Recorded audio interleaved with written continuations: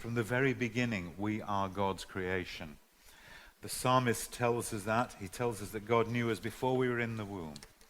And it's an awesome thought, isn't it? That each and every one of us here today was God's idea. Every aspect of our personality, our limbs, our appearance, our skills, our talents. It kind of underlines that God does have a sense of humor, doesn't it? I think when you look at some of us, me particularly. But here's the thing. We are, each and every one of us, God's idea. All of those who are here today and all of those who aren't here today. The thousands of people in Dronfield, the millions in Britain, the increasing billions in the world. And every last one of those people and individuals was God's great idea. Every one of them. And so many of them don't know that. Because the God who made us, he doesn't force us. He leaves us with a choice. There's somebody who used to come here to church and she used to say, God's a gentleman. He never forces himself through the door. He made each one of us a canvas. What we become is influenced by so many outside factors. How we're brought up, what we're taught, which friends we choose, and what they teach us, what we choose to read and watch and see and follow. What good and bad experiences we have in life, what tragedies, what triumphs.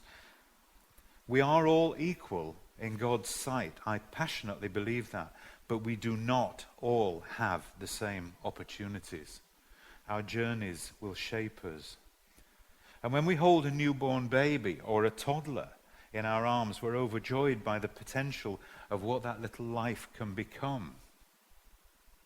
The parents of Mother Teresa and Nelson Mandela, the parents of Billy Graham and William Wilberforce, all have had that feeling. And so have the parents of Joseph Stalin, Adolf Hitler, and Idi Amin. There are downsides to freedom of choice, but God gives it to us anyway, because he's a loving God, not a tyrant. And in this letter to the Christians at Corinth that we've heard this morning, Paul speaks of new creation, beautifully echoing Jesus' own teaching about being born again, which Nicodemus either deliberately or accidentally didn't understand about, I can't go back into my mother's womb. Yeah, no, stupid. But Jesus, of course, was talking about being born again in a whole different way.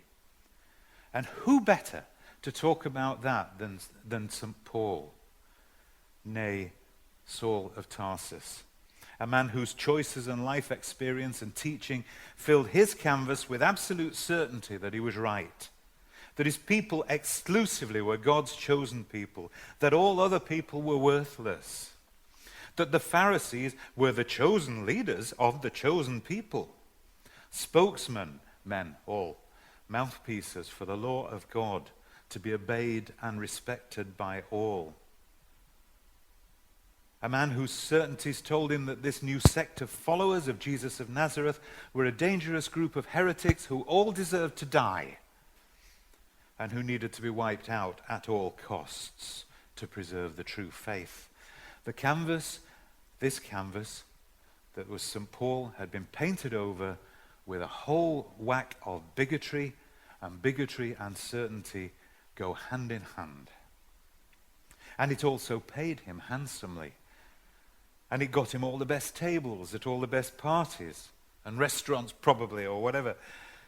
Then, a day for him that started so normally, like any other day, a journey to Damascus to persecute more of these heretics, and a meeting with Christ, their founder, a man whom Paul knew was dead. Except he wasn't. And he isn't.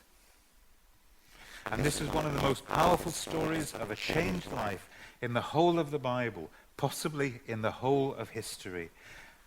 Almost immediately, Saul became Paul, and he joined the band of heretics. And that can't have been easy, can it? His position at table now would be a bit different, don't you think? Those he left behind regarding him as a traitor, a turncoat, a heretic, and those he joined regarding him with distrust. And the evidence of the Acts of the Apostles tells us that went on for quite some time. And no doubt finding it very, very hard to forgive and forget the persecutions he'd already sanctioned. You've got to work with this guy who killed your best mate. A turncoat soldier in no man's land and with no protection except God's. And yet you can almost feel in the reading that we had the sense of climax and joy as Paul writes that those of us who know this experience are entirely new creations. Everything old has gone and the new has come. Can we even call this creation something else? Can we call it coming home? The same realization that Paul is talking about that suddenly says, oh, blow me. This is where I'm supposed to be. This is what I was made for. To walk with Jesus. A close, personal, daily, and lifelong, and beyond lifelong, walk with Jesus under the care of the God who first decided I would be a good idea. Pow. Those of us who are on that walk won't have experienced the same hugely dramatic events that Paul did. But whether you were like Wesley and did feel strangely warmed, or whether you saw bright lights, or whether like C.S. Lewis you'd got to that conclusion through your own intellect and you write about being the saddest, most dejected convert ever, you are a new creation. I am a new creation. It's wonderful. It's joyful. It brings a lasting sense of love and peace. It brings each one of us a whole new sense of our worth and value.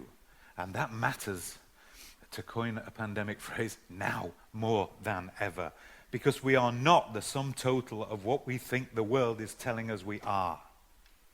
We're not worth it because we buy this product. We are unique humans, uniquely and unreservedly loved by God. But it isn't easy. It isn't easy even to hold on to that sometimes. We still fall back into wondering about ourselves, and this week I've got some stories to tell about that. Paul had his footsteps dogged at every turn. He had to work manually to support himself and preach the gospel at the hottest, driest part of the day. He was imprisoned and he was beaten and no doubt, though we're not told it, eventually executed. Again, our experiences won't be as dramatic as his, and I pray that they're not, but they will be real. And with our new creation comes new responsibility, because we're called to share this joy that we've found with others, with all those out there, with all the thousands and the millions and the billions who haven't yet found their way home. And Jesus talks about planting seeds and watching them grow. And that's our job. And he talks in the gospel, the readings this morning, about planting seeds and watching them grow to their full maturity. That's our job. And he talks about mustard seeds and how it becomes this huge great bush and it gives shelters to the birds. I note this morning, birds, not specifically goldfinches, not blackbirds, not peacocks, birds. Everybody, every darn one of them. And that's what we're there for. That's our job. We're his church, we're his planters. We're coming back together in a different way. And it's going to have to be different. Everything we do is going to have to be different. Some of the lessons that we've learned through the pandemic, and the first one that I think of from the number of people who have stopped me and talked with considerable love about the online services that we've been doing from here. that Paul and Keith have been putting together, that so many people have been involved in, how much they value it. That's the first thing. These people out there who we don't think give a tinkers about faith are looking for something. And we're not going to find them in here. They won't come. We have to go. Another lesson I learned, somebody told me during the pandemic, one of the lockdowns over the phone, he said, you look at the gospel, Jesus was only a host once at the Last Supper. Every other time he was a guest. He didn't sit and wait for people to come to him. We have to look at new ways of doing that. Another thing that I've learned from our online services and from comments people who wouldn't normally come here have made is that all our arguments about whether we have new music, new forms of service, old forms of service, they don't matter to anybody out there either. They love the variety. And frankly, so do I. I love to go straight from a traditional hymn to some of the kind of things we've been singing this morning. Those are the first two lessons. There are a lot more to learn, and as we meet, we've got church council this week, and as we go on forward, we need to be looking at how we fulfill that.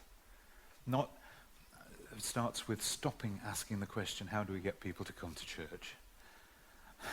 Please, utterly irrelevant.